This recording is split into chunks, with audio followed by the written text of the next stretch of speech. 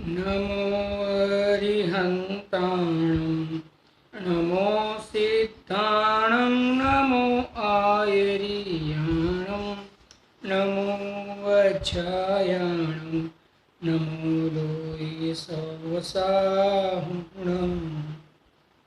मङ्गलं भगवान् वीरो मङ्गलं गौतमो गणी मङ्गलं कुन्दकुन्दार्यो जैन धर्मोऽस्तु मङ्गलं सर्वमङ्गलमाङ्गल्यं सर्वकल्याणकारकं प्रधानं सर्वधर्माणां जैनं जयतु शासनं जैनं जयतु शासनं।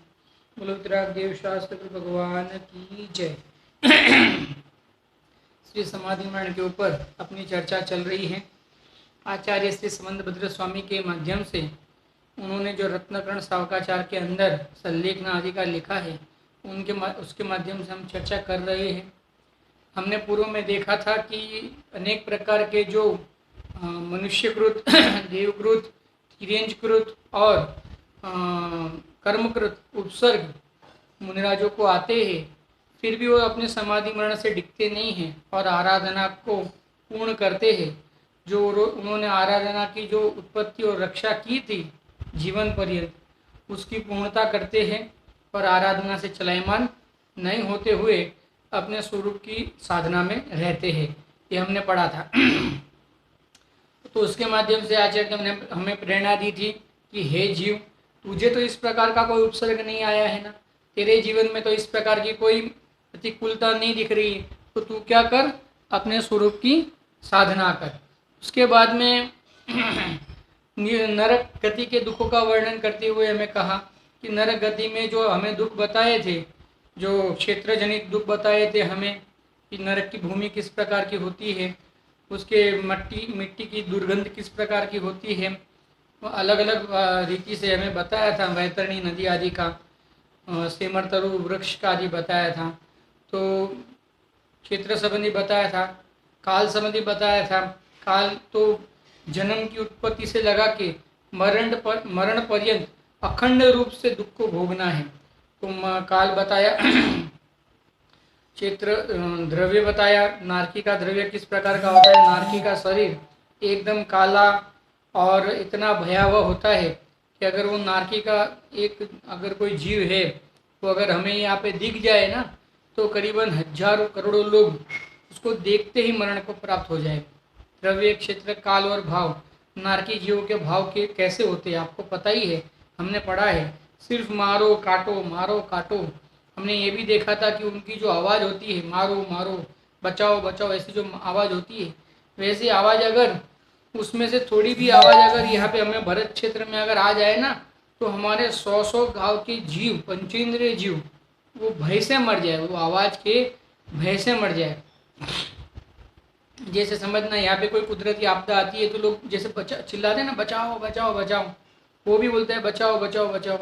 या फिर कोई अगर कोई व्यक्ति हो, वो बुरा कार्य करता हो, तो उसको मारने रूप मारो मारो करके जो चिल्लाते हैं, वो तो यहाँ तो जो चिल्लाते हैं उसकी आवाज़ तो कुछ भी नहीं है, लेकिन वहाँ के जीवों की जो आवाज़ है वो अगर यहाँ पे आ भी जाए ना, तो 100 गांव के पंचेंद्रिय जीव मर जाए।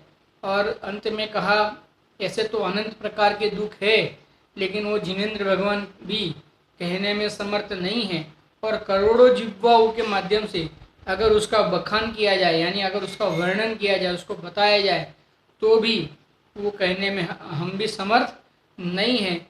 तो ऐसे अनेक प्रकार के दुखों को हमने भोगा है। अब क्या करें, अब ऐसे प्रकार के दुखों को भोगा है, अभी हमें वर्तमान में उस प्रकार के दुख तो नहीं है ना, नहीं है तो क्या करो, आराधना करो। ऐसा आराधना की उत्पत्ति करो, आराधना की रक्षा करो और आराधना की पूर्णता करो। इस प्रकार से हमें आचार्य देव ने अब तक जो प्रेरणा दी थी, उसकी मैंने आपको थोड़ी सी रिवीजन के रूप में आपको बात बता दी। अब यहाँ पे तिर्यंच गति के दुखों के माध्यम से बताएंगे कि जो तिर्यंच गति में जो दुख दिखते हैं ना, वैसे तो तुझे दुख नहीं है ना अभी वर्तमान में, तो क्या कर, आराधना कर। इस प्रकार से हमें प्रेरणा करेंगे। अभी तिर्यंच गति के किस प्रकार के दुख होते हैं वो यहाँ पे पढ़ते देखो। और तिर्यंचनी के और रोगी दरिद्री मनुष्य के पाप का उदय थे, जे तीव्र दुख हो है सो प्रत्यक्ष देखो ही हो। अरे तिर्यंच गति के और रोगी मनुष्य के जो दुख होते हैं ना, वो तो प्रत्यक्ष हम देखते हैं, हम नहीं देखते हैं। ये कीड़े मकोड़े तो, कई कीड़े मकोड़े तो ऐसे ही हमारे पैर के नीचे आके मर जाते हैं, अनेक जीवों के पैर के नीचे से आके मर जाते हैं। और जैसे अभी ये बारिश का मौसम है, ये बताओ हम और आप तो सुरक्षित हैं, ये कीड़ी मकोड़े हैं उनके लिए तो जैसे पूर्व, जैसे हमारे लिए अगर बहुत ज़्यादा बारिश आ जाए और वो बारिश के पानी में अगर हम बह जाते हैं तो हमें कैसा लगता है, तो उनके लिए तो ये साक्षात पूर का, समझो कहने का मतलब प्रसंग बन जाता है, पूर आ जाता है उनके लिए तो बारिश आती है। जैसे अगर ज़्यादा बारिश आ जाए, कि हमारे बम्बई में आज कई दिनों से जोरों की बारिश गिर रही है, तो जो बारिश आ जाए तो उनके लिए तो पूर का मामला हो जाता है, वो तो वैसे ही मर जाते हैं। कई जीव ऐसे हैं जो जन्मते हैं और मर जाते हैं, हमने देखा ही है। कई जीवों का तो आयुष्य भी अल्प होता है, वो उत्पन्न होते हैं और एक दो दिन में वो मर जाते हैं। और कई जीव हमने देखे कि उनको चिड़िया आदि जो पक्षी है वो खा जाते हैं, वो दूसरे उनके उनसे बड़े जीवों के माध्यम से भक्षण करने में आ जाते हैं। आदि आदि अनेक प्रकार के दुख। एक जो कुत्ते होते हैं वो भूख से कैसे तड़प तड़प के मरते हैं, देखो हमने नहीं देखा है उनको कितनी भूख लगती है और खाने को क्या मिलता है, डंडे मिलते हैं खाने को, रोटी नहीं मिलती है, दूध नहीं मिलता है। वो तो अभी वर्तमान में थोड़े से जो हमारे जो जैनी साधर्मी लोग हैं वो वास्तव में उनके लिए थोड़ी बहुत व्यवस्था कर लेते हैं, बाकी आप देखो तो उनको क्या मिलता है, जूठन भी नसीब नहीं होती है, समझना आप। वो कुत्तों को, तिर्यंचों को जूठन भी नसीब नहीं होती है, मरते हैं तड़प तड़प के। उनके शरीर पे अनेक अनेक प्रकार के वो कीड़े लग जाते हैं जो उनका शरीर का खून चूसते रहते हैं और वो खुजाते रहते हैं, लेकिन वो थोड़ी निकलेंगे। जड़ों जैसे कीड़े होते हैं वो खून चूसते रहते हैं, वो निकलते नहीं है, अंत में वो मृत्यु को प्राप्त हो जाता है, सड़ सड़ के मरते हैं। देखा हुआ है ना, जैसे रोगी जीव होता है, रोगी मनुष्य होता है, हमने देखे हॉस्पिटल में कई हमने ऐसे केस देखे हैं। अभी एक वीडियो आया था कि वो लड़का है, छोटा सा लड़का, उसका हृदय वो शरीर के बाहर है, बताओ आप, शरीर वैसे का वैसा है, समझना, लेकिन जो हृदय है ना वो शरीर के बाहर है, वो नली नली अंदर जा रही है और हृदय बाहर है इधर। अब बताओ, अब वो कितनी पीड़ा होती होगी उस जीव को, जैसे वो तो शरीर का अंग हुआ ना। अब उस अंग को हम कितना भी संभालें, आप सोचो कितना भी संभाला, आप उस अंग को कितना भी संभालो, कितना संभाल पाएंगे आप उस अंग को।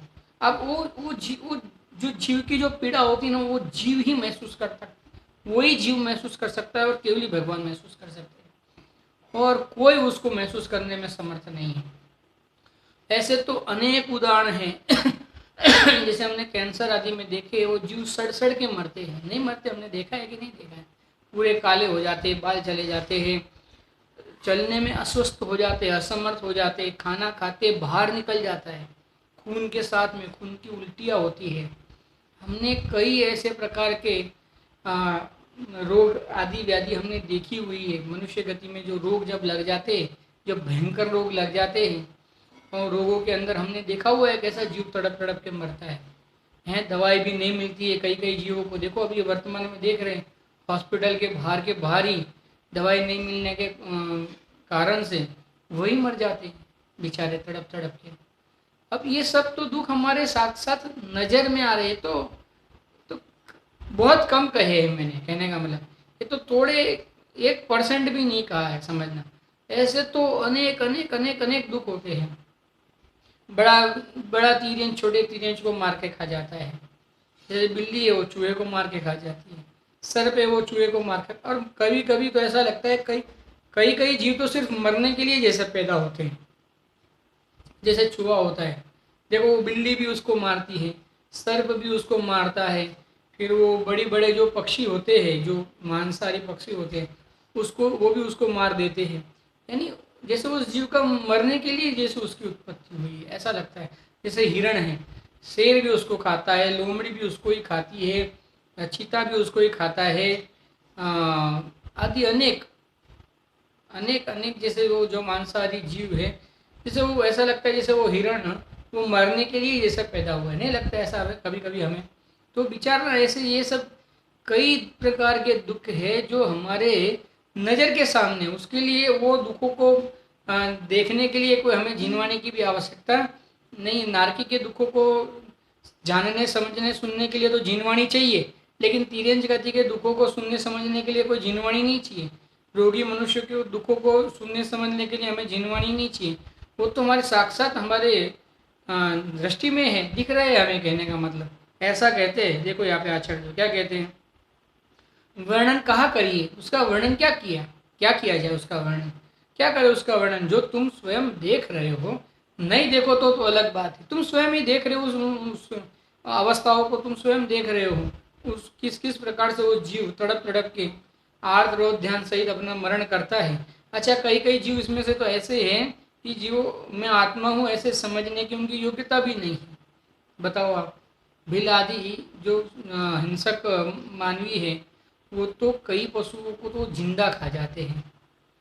अभी ये चाइना के लोग हैं, ये बीच में एक वीडियो आया था, देखे तो ऐसे अपने रोंगटे खड़े हो जाए, वो मछली को जिंदा खा जाते हैं, सर्प को जिंदा, यानी कहने का मतलब ऐसे अपने को ऐसा लगता है कि किस प्रकार से ये जीव किस प्रकार से इस इतनी कसाई रूप में परिवर्तन कर सकता है। वो अलग अलग प्रकार की मछलियों को जिंदा खा जाते हैं। नहीं कहने वाला, अब वो दुख आप सोचो, आप उस जीव का दुख सोचो, साक्षात जिंदा है वो जीव और उसको वो खा जाता है, जिंदा तिर्यंच को खा जाते हैं, गजब है। तो वो तिर्यंच के दुख को विचार करो, आप हम विचार करें। अभी ये नया वो वायरस आया है, वो वायरस का भी मैंने अभी वीडियो देखा, तो ऐसा लगता है कि जैसे वो जीव किस प्रकार से मरता है, तड़प तड़प के मरता है, मुंह में से खून निकलता है, इधर से खून निकलता है, इधर से खून निकलता है, सारे शरीर की नसें फटती रहती है, सारे शरीर की नसों में से खून निकलते रहता है, और वो तड़प तड़प के मरते रहता है, मुझे बचाओ मुझे बचाओ। कोई सहाय करने में समर्थ नहीं, कोई डॉक्टर टच करने तक नहीं आता है। सोचो, अभी हमने देखा, अभी तमिलनाडु का एक वीडियो आया था, खुद डॉक्टर, उसी हॉस्पिटल का डॉक्टर, स्वयं की हॉस्पिटल का डॉक्टर, उसी की हॉस्पिटल में उसका नहीं हुआ, उसको नहीं बचाया जा सका, मर गया। कहने का मतलब ये कोरोना वायरस के माध्यम से। तो ऐसे तो कई कई दुख है, इसको क्या वर्णन करे, ऐसा कहते हैं, इसको क्या बताए, सब साक्षात है ना, दिखने में आ रहे, तुम्हारे नज़र के सामने आ रहे, इसको क्या बताया जाए, इसको इसका वर्णन क्या किया जाए, इसको क्या, इसका क्या ग्रंथ लिखा जाए। कहने का मतलब तो तुम जान रहे हो, देख रहे हो, साक्षात है तुम्हारे, इसको क्या और बताया, ऐसा कहते। देखो, पराधीन तिर्यंच के दुख, वचन रहित पना और तिनके क्षुधा का, तृषा का, शीत का, उष्णता का, ताड़ना का, अति भार लादने का, नासिका छेदन, रज्जुनी करी बांधने का दुख, घोर दुख है। क्या कहते हैं, देखो, एक तो उनको वचन नहीं है। अभी देखो, एक कई तिर्यंच है जो बया भी नहीं कर सकते, जो दुख को बोल भी नहीं सकते, मर जाते हैं। कहने का मतलब है हमने देखा हुआ है, मैंने देखा है हुआ है, जैसे चूहा होता है ना, तो चूहे को थोड़े मुसलमान बच्चे थे, वो जैसे वो चूहा दिखा ना, उन्होंने क्या गेम खेली पता है, उसके सामने क्या उनकी क्या बोलते खेल, उनके लिए वो खेल था, वो बच्चों के लिए। वो क्या करते थे, वो चूहे को है ना, वो डंडे से मारते रहते थे। कहने का जहाँ वो चूहा भागता है वहाँ वो डंडे से मारते हैं। वो चूहा बच बचा के बेचारा खून खून खून खून हो गया था बेचारा, उनको मजा आ रही है। कहने का मतलब देखो, वो जीव का बोल सकता है कि मुझे बचाओ, वो चूहा बोल सकता है मुझे बचाओ, नहीं बोल सकता, और ये जीव निर्दयी होकर उसको मार देता है। और सच में मार दिया उस चूहे को, उन बच्चों ने मिल के मार दिया। कहने का मतलब 12-13 बच्चे, अकेला चूहा, सबके हाथ में डंडा और कुछ न कुछ था नुकीली चीज भी थी, सब था। अब चूहा बेचारा बच बचा के कितना बचेगा, बताओ आप। वो उन्होंने डंडे से मारे तो मस्ती कर रहे थे। कहने का मतलब अब वो दुख किस प्रकार का दुख वो बता नहीं सके, अपने दुख को बता नहीं सके कि जैसे गाय भैंस है, जैसे बैल है, बैल जैसे उसको जोतते हैं तो उसके कान में छेद करके वो क्या बोलते हैं, वो बड़ा सा वो रस्सी, वो हमारे बड़ा सा रस्सा होता है, उसको पास करते। किस प्रकार का दुख होगा, जैसे वो जब वो चलता है तो जैसे उसकी ताकत कितनी हो सकती है, और 500 500 800 800 2 हज़ार किलो का बोझ, कहने का मतलब वो लादते हैं उसके ऊपर, बैल के ऊपर नहीं, वो गाड़ी के ऊपर लादते हैं और वो बैल को खींचने को मजबूर करते हैं। अगर वो बैल थक जाता है तो उनके जो कहने का मतलब अंग होते हैं ना, जो उनके जो कहने का मतलब जो अंग होते हैं उनका, जहाँ से उनका मल मूत्र आदि बहता है वहाँ पे मारते हैं, कहने का मतलब। और वो दुख मर्म स्थान बोलते हैं उसको, मर्म स्थान। जैसे जहाँ से उनका पेशाब और जो मलमूत्र जहाँ से उनका बाहर आता है, निक्षेपण होता है, वो उनका जो मर्म स्थान है ना, वहाँ पे मारते हैं उसको। तो इतना दर्द होता है, और जहाँ पे मारते हैं उसको तो नहीं भाग सकता है, फिर भी भागता है। नाक में से खून निकलता है, मुंह में से वो क्या बोलते हैं, अपने अपने मुंह में से भी जैसे थूक निकलता है ना, थूक निकलता है, वैसे उनके मुंह में से फैन फैन निकलता है। कहने वालों, हमारे गुजराती में उसको फैन बोलते हैं। फैन निकल जाता है, कहने वालों, नाक में से खून निकल जाता है, आँख बड़ी बड़ी हो जाती है, कहने का मतलब। फिर भी ये निर्दय होके उससे वो भार वहन कराता है और बिल्कुल दया नहीं करता, कहने का मतलब बिल्कुल दया नहीं करता। जैसे घोड़े होते हैं तो उनके पैर को नाल रहती है वो लोखंड की, तो सीधा सलिए से वो नाल को बिठा देते, सलिया वो खिले से वो मार मार के नाल को बिठा देते। बताओ वो पीड़ा किस प्रकार की पीड़ा होगी? क्या वो घोड़ा बता सकता है कि मैं पीड़ित हो रहा हूँ? नहीं बता सकता। लेकिन क्या उसको दर्द हो रहा है कि नहीं हो रहा है? कितना दर्द हो रहा है। ये तो बड़े बड़े तीर्यंशों की बात की। जो सूक्ष्म तीर्यंश है, ये कई तीर्यंश तो ऐसे हैं कि जिनको मनुष्य ऐसे खा जाता है, कहने का मतलब। जो मलेच्छ प्रकार के जो जीव होते हैं वो तो उनको ऐसे ही खा जाते हैं, अब जिंदा खा जाते हैं। अब बताओ आप उनके दुखों का क्या वर्णन किया जाए, किस प्रकार से वर्णन किया जाए? वो दुख तो वो जो उसको ही मालूम है वो किस प्रकार का दुख है, और केवल ही भगवान जानते हैं, कहने का मतलब। हम और आप देख सकते हैं, बयां नहीं कर सकते उस दुख को। क्यों नहीं बयां कर सकते? किया ना आपने? अरे नहीं कर सकते। तो खाली ये जो मैं बोलता हूँ वो दुख को थोड़ी मैं वेदन करके बोल रहा हूँ। जैसे किसी आदमी को पेट में दर्द होता हो, डॉक्टर उसको पूछे कैसा दर्द हो रहा है, सब बहुत बहुत ज़्यादा दर्द हो रहा है। अच्छा, बहुत ज़्यादा दर्द हो रहा है, लेकिन ज़्यादा बोले तो कैसा दर्द हो रहा है? अरे कैसे बता सकते हैं ज़्यादा, कितना ज़्यादा दर्द हो रहा है? ज़्यादा दर्द हो रहा है मतलब ज़्यादा दर्द हो रहा है। हम कितना भी ज़्यादा बोलेंगे तुम उसको महसूस कर सकने वाले हो क्या? नहीं कर सकने वाले हो। तुम महसूस करके नहीं बता सकते हो। कोई उसको डॉक्टर को पूछे कि इसको क्या हुआ है, तो डॉक्टर क्या बताएगा? इनके पेट में दर्द है भैया, बहुत ज़्यादा दर्द है। अच्छा, आपको कैसे पता चला? इन्होंने कहा, मैं देख रहा हूँ ये पीड़ा से एकदम वो हो रहे हैं। अरे लेकिन आपने जो कहा वो कहने में क्या आप समर्थ हो? क्योंकि आप वो दुख का वेदन तो नहीं कर रहे हो ना। वो दुख का वेदन तो वही जीव कर रहा है ना, आप समझना।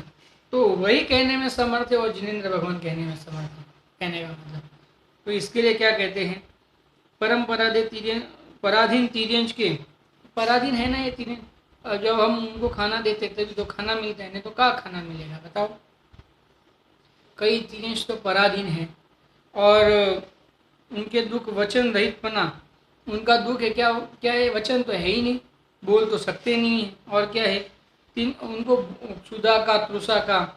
अरे पानी कहाँ पानी मिलता है? देखो अभी अपने ये अपन रोड पे जो कुत्ते घूमते हैं उनको पानी कब मिलेगा बताओ? कौन कौन पानी देता है उनको? कब पानी मिलेगा? तृषा का, कितनी तृषा की पीड़ा होती होगी आपको पता है? एक तिरंज को दिन में अगर मिल जाए ना तो 10 से 15 लीटर तक पानी पी सकता है, कुत्ते जैसा तिरंज। और अगर शेर जैसा तिरंज हो ना तो 30 से 35 लीटर तक पानी पी सकता है। यानी इतनी उसको, उतनी उसकी क्षमता है, वो उतना वो पीता ही है अगर उसको मिल जाए तो, कहने का मतलब। अब इतना पानी पीने की उसकी, कहने का मतलब, योग्यता है और पीने को बूंद नहीं मिलती है। तो क्षुधा और तृषाजनित दुख है कि नहीं, वेदना है कि नहीं, सोचो। और क्या है? क्षुधा, तृषा, ये सब दुख कैसे है? शीत, ठंडी के। तो बाहर ठंडी है, समझना, बारिश गिर रही, बर्फ गिर रहा है, हम तो कंबल ओढ़ के और न जाने किस किस प्रकार के वस्त्रों को पहन के हम तो उस ठंडी से आग जला के उस ठंडी से अपना रक्षण कर सकते हैं। क्या वो तिरंज कर सकता है? बहुत ज़्यादा धूप गिर रही है, तो हम पंखे के नीचे बैठ के, कोई जीव हो तो एसी चला के अपना उससे बच सकता है। क्या वो तिरंज बच सकते हैं?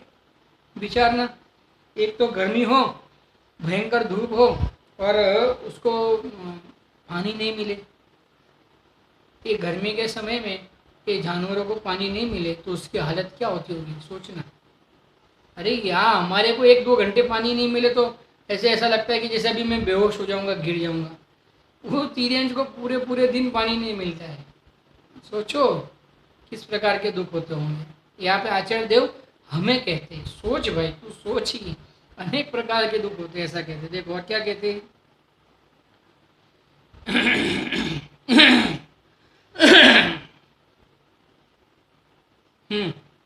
और को सुख दुख रूप अभिप्राय जनाया, कुछ उपाय उद्यम करना सो नाही। और किसी को दुख बता सकते नहीं, उसका उपाय उद्यम कर सकते नहीं। वो तिरंज कोई उपाय नहीं कर सकते, कोई उद्यम नहीं कर सकते। अगर अगले वाला जीव को उसके प्रति दया आ जावे और स्वयं अगला वाला जीव उसके प्रति कुछ कर लेवे कार्य, समझना, उस प्रकार से उसकी योग्यता बन जावे तो अलग बात है। बाकी ना ये अपने दुखों को बयान कर सकता है और ना ही प्रतिकार कर सकता है। ये भूख के दुख को कैसे प्रतिकार करेगा? प्यास के दुख को कैसे प्रतिकार करेगा? नहीं कर सकता है।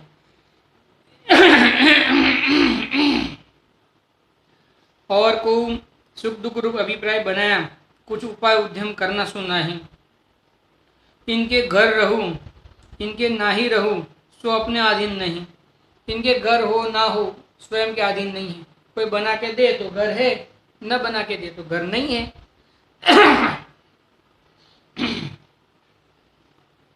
देखो और क्या कहते हैं।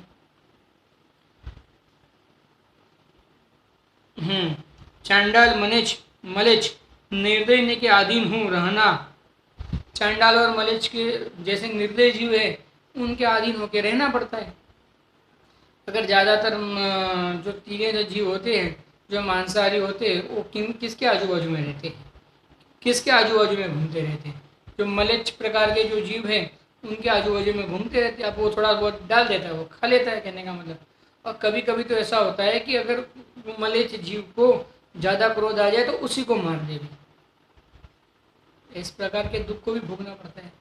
जैसे ये बकरी आदि है, इन जीवों को तो ऐसा लगता है कि जैसे ये जीव जैसे शायद मरने के लिए पैदा हो गए बेचारे, नहीं लगता ये बकरी है। जानवर भी खाता है उसको, इंसान भी खा लेता है। अब जैसे वो उसका जीवन जैसे मरने के लिए पैदा हुआ हो, ऐसा लगता है, कहने का मतलब कभी कभी तो है। वो बकरी आदि जो जीव हैं, उनको तो हर कोई भी जैसे मारने के लिए तैयार हो जाए, ऐसा हो गया कहने का मतलब। मलेच्छ जीव तो कई जीवों ने देखे, ये बकरी आदि को तो ऐसे मार देते जैसे उसमें जीव भी नहीं है, ऐसा उनको जैसे ऐसा महसूस भी नहीं हो रहा है कि इसमें जीव है। कई बार तो हमने देखा हुआ है, ये वीडियो भी आते हैं और वापिस हंस के मारते, यानी उसमें आनंद मानते, उसको रौद्रजान कहते हैं। यानी वो जीव मर रहा है, तड़प रहा है, उसमें इसको आनंद आ रहा है। किस प्रकार का आदर ध्यान हो सकता है ये, आप समझना। इससे अगर नरक गति नहीं बंधे तो और क्या बन सकता है?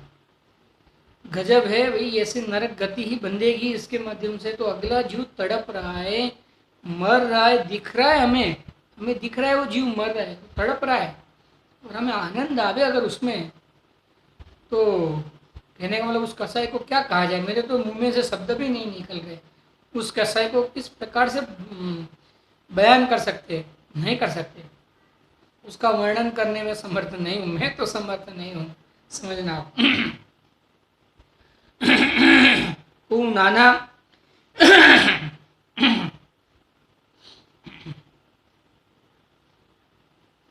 और ब्राह्मण आदि के अधीन होना, और जो गाय भैंसे गाय भैंस आदि है वो ब्राह्मणों के अधीन है।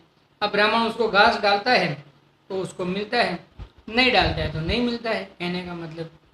तो गाय भैंस आदि जो जीव है, इस प्रकार के जो पशु हैं, वो ब्राह्मणों के अधीन है, समझना।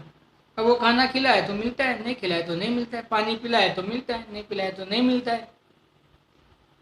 को नाना मारनी करी मरे, और कोई अनेक प्रकार से उनको मार देते हैं लोग और मर जाते हैं। कहने का एक आधा उदाहरण तो मैंने ही आपको बता दिया, जैसे वो चूहों को बच्चों ने मार दिया, चूहे को बच्चों ने मार दिया। देखो किस प्रकार से मरण हुआ उसका, उसको मालूम भी होगा उस जीव को किस प्रकार से मेरा मरण हो सकता है, फिर भी हुआ। देखो, और को आहार नहीं देवे, कोई आहार नहीं देता। और क्या कहते, कभी कभी तो ऐसा होता है कि जैसे देखो, जैसे अपनी गली में जो कुत्ते हैं, समझना, कभी कभी ऐसा भी मैंने देखा है कि अपनी गली में जो कुत्ते हैं उनके लिए आपने दूध समझो रखा, उनको दूध पिलाने के लिए आपने एक कटोरे में दूध दिया उसको, बराबर है। और अगर गलती से कोई नहीं आया आ रहा हो या एक आधा कोई आया हो और कोई दूसरी गली से तो कोई दूसरा कुत्ता आ जाए तो हम उस कुत्ते को मार के भगा देते हैं। कहने का मतलब वो नहीं पीना चाहिए, ये पीना चाहिए, वो नहीं पीना चाहिए। कभी कभी ऐसा होता है कि छोटे छोटे बच्चे होते हैं इन तीरेंचों के, तो हम क्या सोचते हैं कि छोटे बच्चों को पीना चाहिए, बड़ों को नहीं पीना चाहिए, तो हम बड़ों को मार के भगाते और छोटे बच्चों को पीने देते। कहने का मतलब अब आप समझाओ कि भूख की तड़प छोटों को ज़्यादा है कि बड़ों को ज़्यादा है। फिर भी अब वो बड़े तीरेंच है, वो उसमें जो बड़े हैं जैसे, अब उनको नहीं मिलता है, क्या करें, किस प्रकार से करें बताओ। एक कई प्रकार के दुख है, कहने का मतलब कई प्रकार की पराधीनता है। ये सब तो हम देखते हैं ना, हमारे नज़र के सामने है ना ये सब दुख। तो वो क्या कहते हैं, को आहार नहीं देवे और अल्प देवे, अगर गलती से दे देवे तो थोड़ा बहुत दे देवे, और भार वधता बहावे तो को राजाधिकनी के निकट जाए, पुकार करने का सामर्थ्य नहीं। और थोड़ा ही खाना देवे और इतना काम करा लेवे उस तीजन के माध्यम से।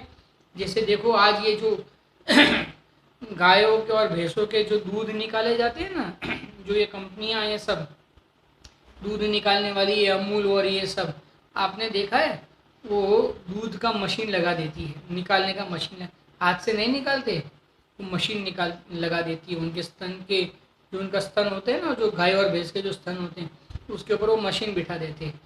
और वो मशीन कैसा होता है, मशीन में बुद्धि होती है क्या कि अभी इस जीव की चमड़ी छिल रही है, इसके खून भी निकल रहा है, कहने का मतलब ये दूध देने में समर्थ नहीं है।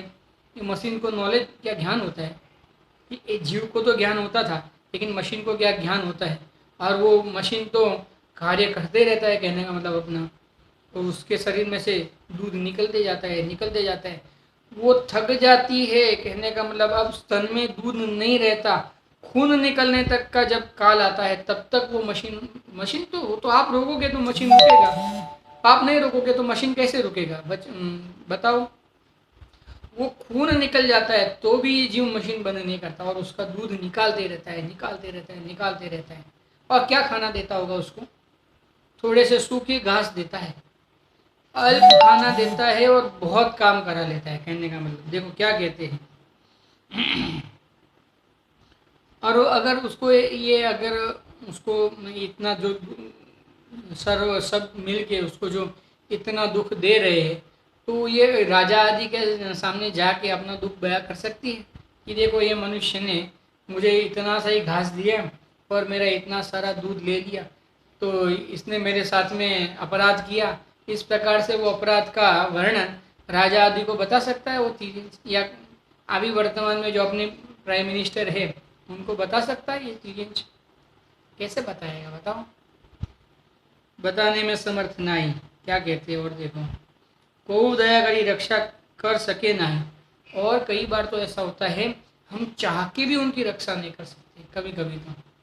कहने का मतलब अब वो जो गाय और भैंस है, समझना, जिनका वहाँ पे उस प्रकार से दूध निकल रही है, लोग बताओ, आप विरोध करो, आप विरोध करो, आपकी आवाज़ को दबा दिया जाएगा, पैसों के माध्यम से आपकी आवाज़ को दबा दिया जाएगा। अरे वो तो छोड़ो, अभी आप जैसे घर में कॉकरोच आ जाए, बराबर है, अभी आप उसको पकड़ के समझो कि आप उसको घर के बाहर निकालने का प्रयास करो ताकि वो घर में अपने को बीमारी आदि ना फैलाए। इसके लिए उसको हम घर से बाहर निकालने का प्रयास करते हैं। कभी कभी हम उसकी रक्षा करने जाते हैं और वो मर जाता है। अब बताओ क्या करें। कभी कभी ऐसा होता है कि हम उस चींटी का जो झुंड होता है ना, तो उसको हम धीरे से बाहर निकलने का प्रयास करते हैं, और वो उस प्रकार से वहाँ जाती है जहाँ उनका मरण हो जाता है। जहाँ बहुत पानी होता है, जहाँ वो जैसे वो पानी में खींच के चली जाती है और मर जाती है, कहने का मतलब कई कई जगह होता है। अभी हम लोग यात्रा करने गए थे, एक छिपकली आई, छोटी सी छिपकली थी। सब डर गए, कहने मतलब जो ये स्त्रियाँ होती है ना, जल्दी डर जाती है, वो डर गई। तो जो हमारे साथ में जो हम मजदूर वगैरह लेके गए थे, वो सामान वगैरह उठाने वाले, तो हम लोग तो थे नहीं, तो उन्होंने बोला, वो चिल्लाने लगी, वो गया, वो एक मजदूर गया और उसने वो छिपकली भी बेचारी डर गई थी, समझना। ये चिल्लाना शुरू किए तो अब वो दरवाजे के पीछे जाके छिप गई। तो वो आदमी ने पूछा इन लोगों को, कहाँ गई छिपकली? उसने कहा दरवाजे के पीछे। उसने क्या किया, जोर से दरवाजा खोल दिया। अब वो दरवाजा और वो क्या बोलते हैं, वो दीवार, उसके बीच में वो चिपक गई। बताओ किस प्रकार का दुख होगा।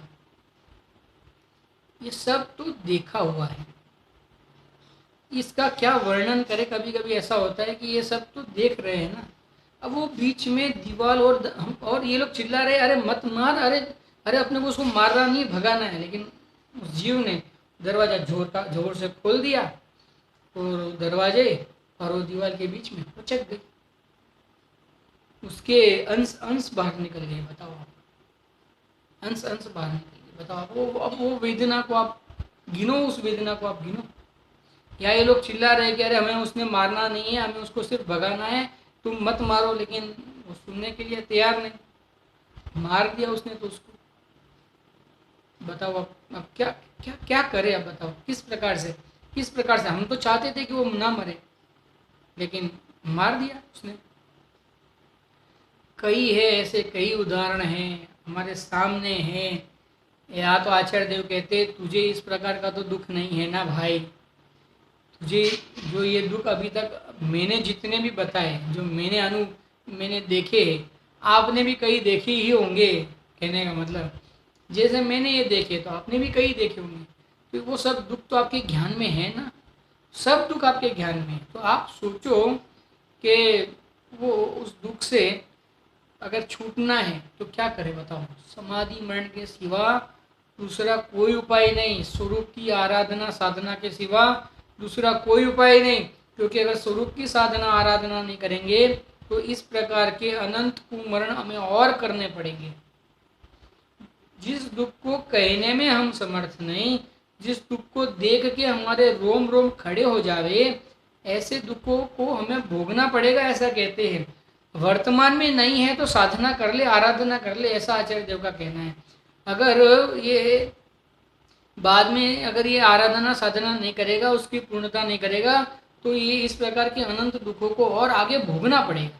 नहीं भोगना है तो अभी कार्य कर ले, ऐसा अभी प्रयास कर ले, अभी ऐसा कुछ कार्य कर ले कि ऐसा दुख भोगना ही नहीं पड़े, भविष्य में कभी नहीं भोगना पड़े। ऐसा इस प्रकार से आचार्य देव कहते। और क्या कहते, देखो,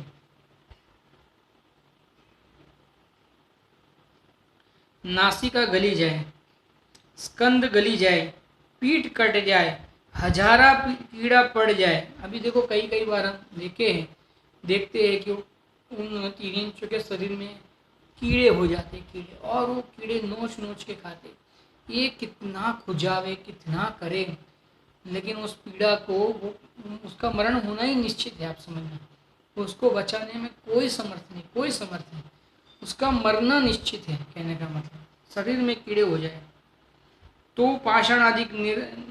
पाषाणादिक निका कर्कश भार लादना, और भार ना ही बहा जाए, चाला ना ही जाए, ताकि मर्म स्थानी में चमड़ी का तथा लोही में तीक्ष्ण आरिनी का तथा लाठी लठियानी का घात, और दुर्वचनी करी जबरीन ते चलावना।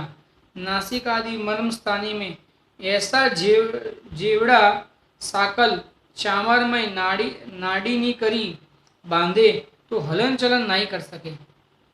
ऐसे तिरंजनी के प्रत्यक्ष दुख देखे हो, तुम्हारे कहाँ दुख है।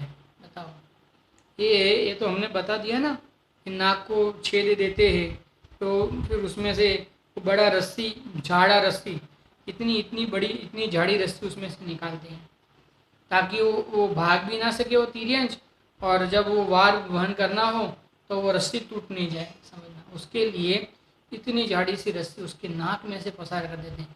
अभी इतनी झाड़ी रस्सी पसार करने के लिए नाक में कितना बड़ा छेद करना पड़ेगा। इतना बड़ा छेद, तो कितना दुख होता होगा। और क्या दवाई करते होंगे वो छेद करने के बाद? ऐसे ही छोड़ देते अपने आप? वो जो छेद होता है वो अपने आप भर जाता है, कहने का मतलब। और नहीं भरे या भरे, वो तो उसमें से वो रस्सी पसार कर देता है बड़ा सा, कहने का मतलब। पर वो बार बार वहाँ उस जगह को घिसती रहती है, घिसती रहती है, घिसती रहती है। सोचो आप, आपकी एक उंगली कट जाए और आपको उसी जगह पे बार बार लगे, कैसा दुख होता होगा। आपने उसके पूरे नाक को छेद कर दिया, इतना बड़ा छेद कर दिया। अब वो उसमें से आपने रस्सी पसार की। अब वो रस्सी है, तो रस्सी क्या करती है, बार बार वहाँ पे घिसती रहती है, घिसती रहती कि नहीं रहती? तो कितना दुख होता होगा, कितना वो नाक में से खून निकले, अब समझना। सहन हम अभी, हमें जब हम बोलते हैं ना, तो भी हमको ऐसा लगता है कि अरे रे कितना, क्या किस किस प्रकार का दुख होता होगा, कहने का। देखो क्या कहते हैं, ये तो जो धरती पे रहने वाले जीवों की बात की। अब थोड़ा जल में भी रहने वाले जीवों की बात कर लेते हैं। जैसे जलचर, नभचर, वनचर जीव परस्पर भक्षण करे हैं। जलचर, नभचर, जलचर यानी पानी के अंदर चलने वाले, नभचर यानी आकाश में, और थलचर यानी जमीन पे चलने वाले। एक तिरंज दूसरे तिरंज को मार के खा जाता है, कहने का मतलब। छिपे हुए के हेरी हेरी निर्बल को सबण भक्षण करे हैं। छिप जाता है, जैसे शेर, शेर क्या करता है, वो घास में, वो पेड़ के पीछे छिप जाता है। फिर जैसे ही वो गाय है, वो भैंस है, कहने का मतलब वो बकरी है, वो हिरण है, जैसे ही उसकी पहुँच की सीमा में आता है, वो तुरंत हमला करता है, मार देता है, उसका भक्षण कर देता है। सब देखा हुआ है, कहने का मतलब। देखो, शिकारी भील घीवर बगुला देखत प्राण जाए, तहा तयते पकड़ी लावे है, मारे है विदारे है, रांदे है, भूल से भूंजे है, अरे भूंज देते हैं, अरे बाप रे। कौन दया करे, इसकी कौन दया करे, बताओ? कोई दया करने में समर्थ है? कई बार हमने देखा है ना, वो सुअर है, जिंदा सुअर के बीच में से उसकी पहले तो चमड़ी निकाल देते हैं, आप समझना, जिंदा सुअर की चमड़ी निकाल देते हैं, कितनी वेदना होती होगी। फिर वो लोहे का सलिया उसके शरीर के आर पार कर देते हैं, और फिर उसको, वो जिंदा है ना, तभी भी वो जिंदा है, मरा नहीं है, फिर उसको जिंदा ही जला देते हैं, भून देते हैं, जिंदा का जिंदा अग्नि में भून देते हैं। कई तिर्यंचों को, ये कई, अभी तो वर्तमान में इतने ये वीडियो आ गए हैं कि हम देखते हैं कि उनको जिंदा जिंदा ही ये लोग भून देते हैं, तल देते हैं, तेल के अंदर तल देते हैं, सीधा अग्नि में डाल देते हैं, कहने का मतलब। बगुला होता है ना, बगुला, वो मछली को सीधा छप छप छप छप खाते ही रहते हैं। आपने देखा है कभी बगुला, कितनी भी मछली मिले शांत नहीं रहते, वो खाते ही रहते हैं, खाते ही रहते हैं, खाते ही रहते हैं, कहने का मतलब। वो मछली कितना भी प्राण अपना बचाने का प्रयास करें, नहीं बचा सकती है। देखो और क्या कहते हैं, पूर्व जन्म में दया धर्म धार्या नाही। ऐसा क्यों हुआ भाई तेरे साथ में? क्योंकि पूर्व जन्म में तूने दया नहीं की। किसकी दया नहीं की? अरे ना अपनी दया की, ना पर की दया की, समझना। इस जीव ने, स्वयं ने, ना अपनी दया की, ना पर की दया की। यानी इस जीव ने जो अपने में उत्पन्न होने वाली जो कसाएं थी ना, उन कसायों को रोका नहीं, उन कसायों के माध्यम से आत्मा को छन्नी छन्नी कर दिया। उन कसायों के माध्यम से कभी, कहने का एक समय अपने स्वरूप के बारे में सोचा भी नहीं। निरंतर स्वरूप की हिंसा, निरंतर स्वरूप की हिंसा, निरंतर स्वरूप की हिंसा, और बाहर में अपने स्वरूप को भुला के उन तीन जाति जीवों के शरीर का भक्षण करने का भाव, उनको मारने का भाव, उनको सताने का भाव, उनके माध्यम से कार्य कराने का भाव, उसके माध्यम से नाना प्रकार की उनको वेदना पीड़ा उपजा के उनको दुख दिया। अब बिल्कुल दया नहीं पाली। जैसे कभी कभी ऐसा होता है कि वो बैल वो भार वहन करते करते गिर जाता है, अब वो उठने को भी समर्थ नहीं होता है, तो क्या करता है मालूम है ये जीव? उसको पहले तो उसको बहुत मारता है, उठाने का प्रयास करता है, फिर भी अगर वो नहीं उठता है ना तो वो शिकारी को बेच देता है। वो क्या करता है शिकारी, क्या करेगा उसका? वो गाय को मार देता है, उसके चमड़े में से ये जूते आदि बना देता है और उसका जो मांस आदि वो भक्षण कर लेता है। बताओ, किसी प्रकार की दया ही नहीं, जैसे जीवन में किसी प्रकार की दया नहीं। ऐसा ये कहते हुए भी ऐसा कभी कभी ऐसे अंदर से ऐसा होता है कि क्या इसका वर्णन करें। वास्तव में वर्णन करने जैसा नहीं है। पूर्व जन्म में दया धर्म धारा नहीं। अरे पूर्व में तूने अपने आत्मा की और पर जीवों की कभी दया ही नहीं की, समझना। पर की दया नहीं की यानी जिस जीव को अपने स्वरूप की दया आती है ना, वास्तव में उस जीव को पर में भगवान दिखता है, समझना। और वो जीव पर के घात करने में किंचित भी संलग्न नहीं होता है, इतना प्रमाद रहित होता है कि उसके माध्यम से एक जीव की भी हिंसा ना हो, समझना।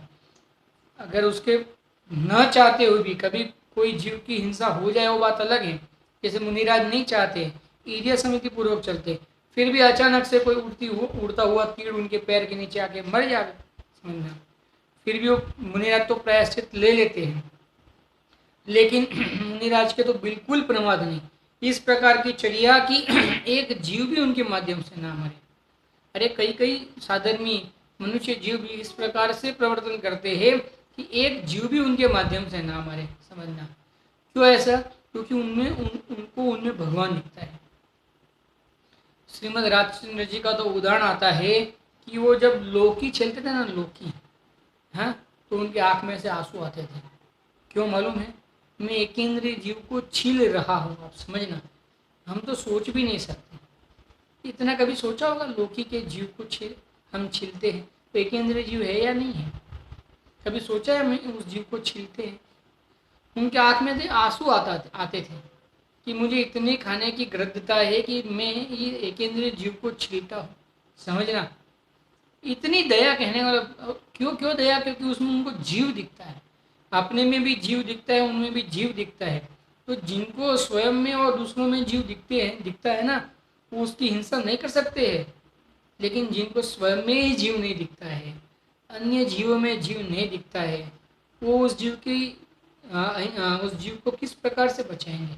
उस जीव की निरंतर हिंसा करते रहते, निरंतर मारते रहते, निरंतर विदारते रहते, निरंतर उसको दुख पहुंचाते रहते, उसको पीड़ा पहुंचाते रहते।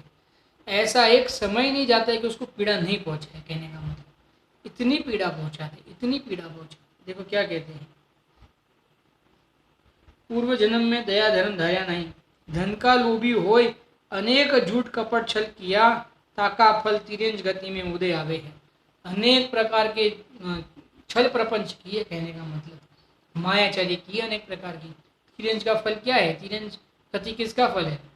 मायाचारी का फल है। झूठ प्रपंच और मायाचारी का फल है, छल कपट का फल तिरंज गति है। आड़े भाव है ना, वो मायाचारी आड़े भाव है, इसके लिए आड़ा शरीर मिलता है, कहने का मतलब। देखो, पूर्व जन्म में अनेक प्रकार के छल प्रपंच किए, इनका फल तिरंज गति में उदय आवे है। अब ऐसा चिंतन करो, क्या चिंतन करो? कि इस प्रकार का मुझे ये अब तिरंज का भाव न मिले, और वर्तमान में तो मेरे इस प्रकार के कोई पीड़ा है नहीं, तो मैं क्या करूं? अपने चैतन्य स्वरूप की आराधना करूं, ताकि अब उसकी आराधना के माध्यम से और ये समाधि मरण के माध्यम से, स्वरूप की आराधना के माध्यम से मुझे ये वापिस ऐसे जो तिरंज गति के जो भाव है वो भाव धारण करना न पड़े। इसके लिए कहते हैं कि हे जीव, तो अपने स्वरूप की और परजीव की दया में संलग्न रहे। दयापाल, दया दया धर्म है ना, वो दया धर्म की वेलड़ी, दया धर्म की खांड। बहुत जीव मोक्ष में गए दया रूपी परिणाम दया रूप के परिणाम के माध्यम से बहुत जीव मोक्ष में गए। कौन से दया? अंतरंग में स्वदया, निश्चय तो वास्तव में स्वदया, और अगर स्वरूप में न रह पाए और बाहर में आने का भाव आवे, बाहर में आवे पुरुषार्थ की कर्मी के माध्यम से, तो परजीवों को न मारने रूप जो परिणाम समझना, वो पर की दया, ये स्वदया और परदया, उसके माध्यम से अपने स्वरूप की साधना करते हुए ये जीव तीन चार गतियों में न जा करके अपने स्वरूप की साधना कर करके पूर्ण दशा को प्राप्त करता है। हम भी इस प्रकार से पूर्ण दशा को प्राप्त करें, ऐसी मंगल भावना पूर्वक अभी के वक्तव्य को यहाँ पे समाप्त करते हैं। ओम नमः सिद्धेभ्यो। सहजानंदी शुद्ध स्वरूपी अविनाशी हूँ आत्मस्वरूप, सहजानंद शुद्ध स्वरूप अविनाशी हूँ आत्मस्वरूप, सहजानंदी शुद्ध स्वरूपी अविनाशी हूँ आत्मस्वरूप, जिनवाणी के ज्ञान पे सूझे लोकालोक, सोवाणी मस्तक नमो सदा देत हूँ। पूर्व द्वादशांग में परमंगलकारी जिनवाणी मात की जय।